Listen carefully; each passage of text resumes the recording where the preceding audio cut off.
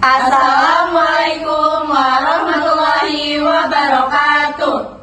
Welcome to podcast Echoes of Fear. Our member is Agnes as scriptwriter. I am Amira Zahra as cameraman. I am Areta as host. I am Daviana Nisamando as source person. I am Iis Yasminati as source person. I am Ridwan as editor. Happy watching everyone! Welcome everyone to Echoes of Fear, the podcast where we delve into the most spine-chilling stories and explore the mysteries that keep us up at night. I'm your host, Areta, and tonight we have a special episode lined up just for you. Joining me are two incredible guests, Daviana, a seasoned paranormal investigator with over a decade of experience, and Yasmin, a horror author known for her tales that blur the line between fiction and reality. Welcome to our podcast Echoes of Fear. Good evening, Daviana and Yasmin. Good evening, Areta. It's great to be here. Hi Areta, thanks for having us on the show. I'm excited to dive into some spooky details tonight. We are thrilled to have both of you here. Daviana, let's start with you. You've been investigating the paranormal for years, and I'm sure you have encountered some pretty terrifying things along the way. Can you share one of the most unsettling experiences you have had during an investigation? Sure, Areta. One investigation that really stands out took place at an old mansion in the countryside. The place had a dark history, several mysterious deaths over the decades, and it was abandoned after the last owner died under strange circumstances. When my team and I arrived, the atmosphere was thick with tension. We set up our equipment and started our investigation, but right from the start, we felt like we weren't alone. That sounds intense. What kind of things did you experience there? It was one of these nights where everything felt off. We heard footsteps on the floor above us, even though no one was up there. The air was freezing, even though it was the middle of summer. But the most terrifying moment came when we were in the basement. We had set up a camera in one of the corners, and while we were reviewing the footage later, we saw a dark figure standing behind us. The strange part is, none of us saw it at the time. That's the kind of thing that really makes you question one of them.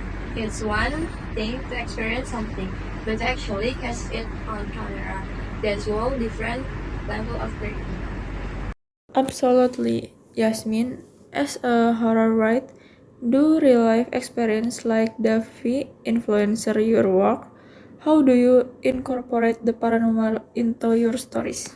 Definitely, real-life experiences like Davi are a goldmine for a writer.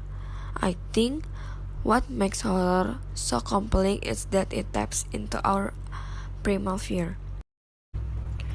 The things that we can't explain, but instinctively known to be dangerous. I try to incorporate the sentence of unease and the unknown into my stories. It's about creating an atmosphere where the reader feels like something could jump out at them from the shadow at any moment. That's what makes your story so haunting, Yasmin. You mentioned atmosphere. How important is it in horror writing, and how do you create it? Atmosphere is everything in horror. It's not just about the scares, but about the tension leading up to them. To create, I focus on the details, how a place smells, how the lights fall, the little sounds that go unnoticed until they don't. I like to play with the reader sentence and make the question what's real and what's imagined. Often, it's the anticipation that's more terrifying than the actual event. I agree with that. In paranormal investigation, the atmosphere of a place can tell you a lot. Sometimes you walk into a room and the air feels heavy, like something is watching you. Those are the places where we often get the most activity. It's like the environment itself is charged with energy. That's fascinating. Deviana, do you think there's a connection between the energy of a place and the paranormal phenomena that occur there? Definitely. I believe that certain events, especially traumatic ones, can leave an imprint on a place. It's like a recording that plays over and over again. This energy can manifest as apparition, strange sounds, or even a feeling of being watched. That's why some places seem to be more haunted than others. They have absorbed that energy over time. That concept of residual energy is something I explore in my writing too. I find it interesting how a place can hold memories, almost like it's alive in its own way. It raises the question of whether we're wasting something supernatural or just a replay of past events. That's a compelling idea. Yasmin, could you share a brief expert from of your recent work that deal with the concept of residual energy? Of course, this is from my last novel, Shadow in the Attic. That's incredibly eerie. You can really feel the tension building. Davi, when you hear stories like Yasmin, does it resonate with what you have experienced in your investigation? Absolutely. The way Yasmin describes the house as almost a living entity aligns with what we often encounter in the field. Buildings, especially old ones, seem to have a life of their own. It's like they absorb the emotions and events that happen within their walls, and sometimes they replay those experiences for anyone who is sensitive enough to notice.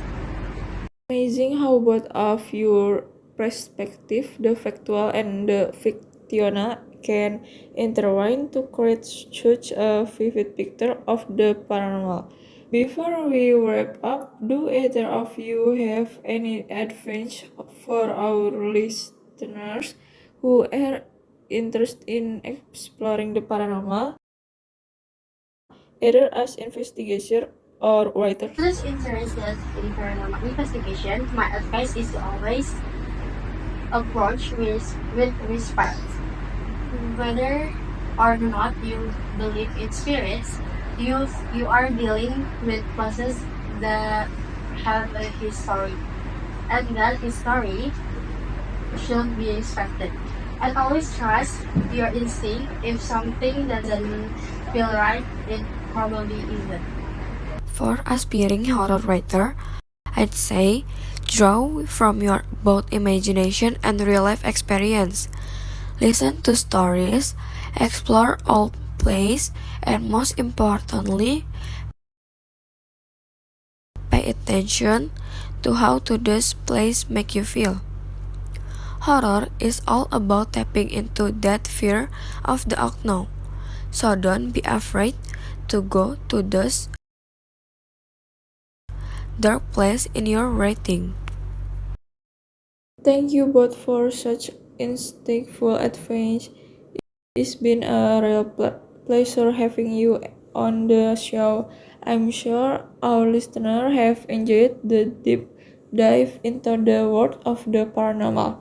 Daviana and Yasmin, thank you again for joining us tonight. Thanks for having us, Anita. It's been great. Yes, thank you, Anita. I really enjoyed our company.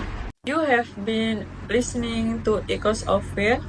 We hope tonight's episode have sent a few chills down your spine. Remember to follow us on your favorite podcast platform for more stories that blur the line between the living and the dead. Until next time, keep your lights on and your mind open because you never know what might be lurking in the shadow. Good night. Okay guys, this is the end our podcast for today. Thank you to all of you for watching and listening to our podcast. Bye everyone. Wassalamualaikum warahmatullahi wabarakatuh.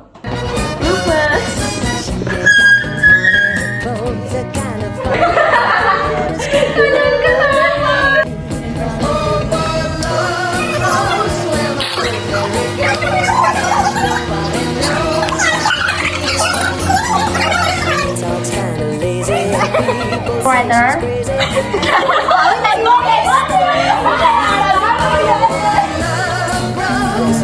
This is the end of our podcast for today. This is the end of our Ini Miss Raina, ayo guys. Miss Raina, I'll be so much.